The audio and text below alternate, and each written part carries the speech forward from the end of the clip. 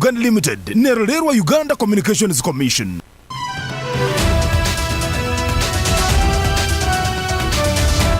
A very good afternoon, listener. It's 1 minute past 1 p.m. and the news read to you by PRISCILLA ASABA. Now the detail. President Yoweri Museveni is expected to preside over the rollout of HIV self-test kits for 146 districts at Kololo grounds today, Thursday. The Ministry of Health is mainly targeting key populations to ease access to HIV testing and reduce associated stigma. Dr. Robert Mutumba, the Assistant Commissioner, Stroke Programs Manager of the STD Stroke AIDS Control Program, says that although Uganda has made significant strides in addressing the problem, new HIV infections still exceed AIDS mortality. He notes that the Ministry of Health is implementing a robust response premised on a combination of HIV prevention, including structural, behavior, and biomedical intervention. Statistics indicate that 11% of persons living with HIV in Uganda are unaware of their HIV status.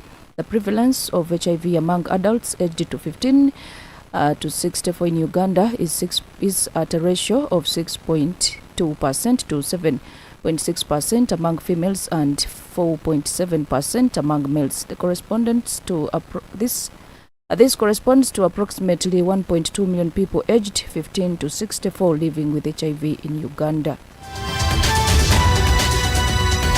The Anglican Church is short of about 600 million shillings to organize a successful Martyrs' Day celebration slated for 3rd next month at Kakiyanja, Namugongo in Wakiso district. The chairperson of the Uganda Martyrs' Day Organizing Committee, who is also the Bishop of Rwenzori Diocese, Right Reverend Ruben Kisembo, says that they need about 2.17 billion shillings to cater for the expected 1 million pilgrims expected to turn up at the event this year. Bishop Kisembo reveals that of this, President Museveni has pledged 1.5 billion shillings, while the church has 100 million shillings on its account. This leaves a shortfall of about 600 million shillings the church has to collect to cater for the budgeted items.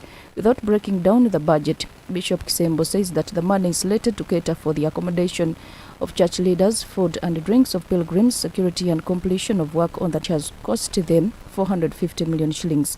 They will also pay for uniforms of the choir members, rent tents and chairs, a music system, buy medicine for pilgrims who fall sick, as well as clean the place, among others. The annual event pays homage to 45 martyrs, 22 Catholics and 23 Anglicans who were killed between 1885 and 1887 on the orders of Kabaka Mwanga of Buganda because of their faith. Masindi Kdr Diocese Bishop George William Masima says that the Midwestern cluster, which is made up of dioceses of Rwenzori, East Rwenzori, West Rwenzori, South Rwenzori, Bunyoro Kdr and Masindi, is set to handle this year's celebrations.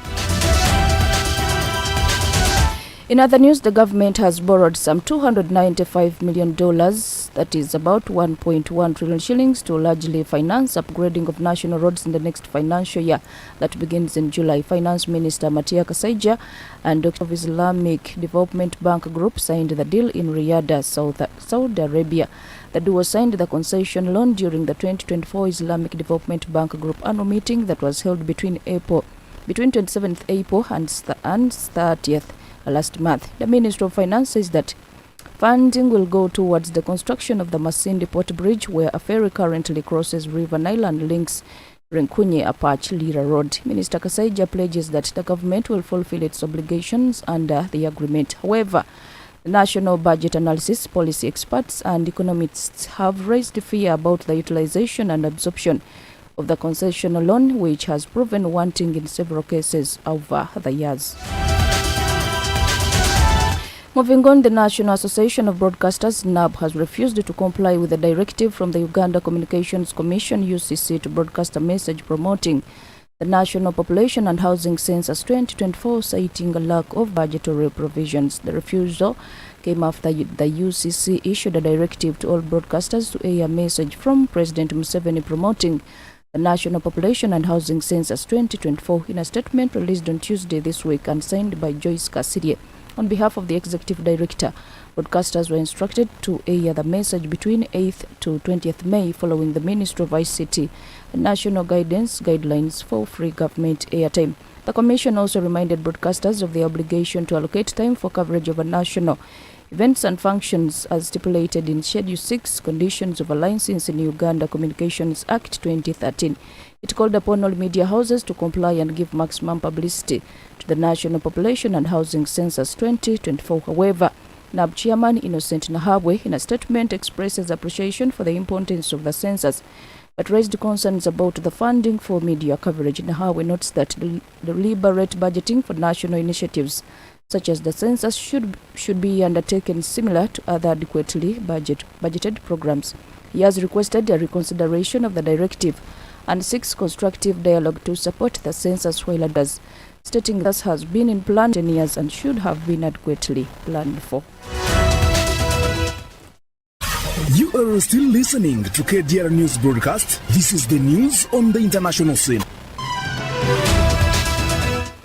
On the international scene, U.S. Defense Secretary Lloyd Austin has confirmed reports that the United States paused the weapons shipment to Israel as President Joe Biden's administration faces growing pressure to condition aid to the top U.S. ally amid the war in Gaza. Testifying before a U.S. congressional subcommittee yesterday, Austin said the Biden administration had paused one shipment of high payload munitions amid concerns about the Israel military's push to invade the southern Gaza city of Rafah. President Biden himself spoke to the prospect of withholding weapons from Israel in an interview that aired on CNN later yesterday, announcing the prospect of a major offensive in Rafah.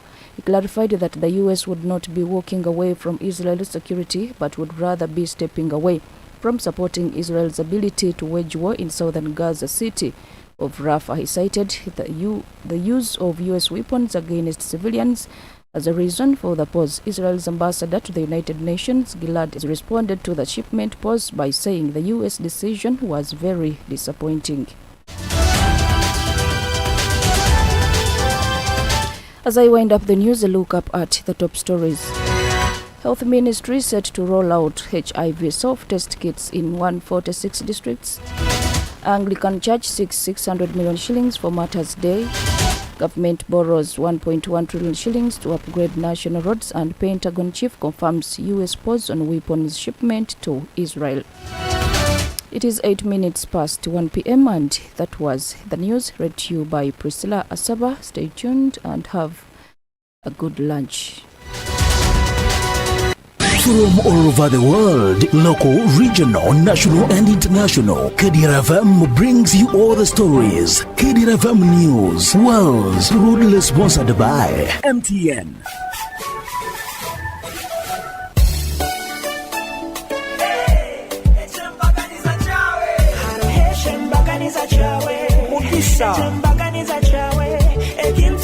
Chawe,